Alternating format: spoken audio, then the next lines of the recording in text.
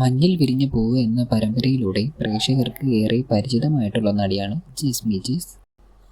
കാർത്തിക ദീപം എന്ന സീരിയൽ വില്ലത്തി വേഷം ചെയ്തുകൊണ്ടാണ് ജിസ്മി ആദ്യം പ്രേക്ഷകരിലേക്ക് എത്തുന്നത്.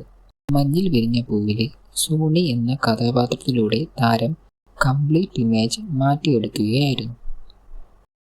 കുഞ്ഞു പിറന്നു എന്ന സന്തോഷവും പിന്നീടുള്ള വിശേഷങ്ങളും നടി പങ്കുവച്ചിരുന്നു. ഇപ്പോഴിതാ കുഞ്ഞു ജനിച്ച് കുറേ നാളുകൾക്ക് ശേഷം ഔട്ടിങ്ങിനായി പോയതിൻ്റെ വിശേഷവും നടി പങ്കുവയ്ക്കുകയാണ്.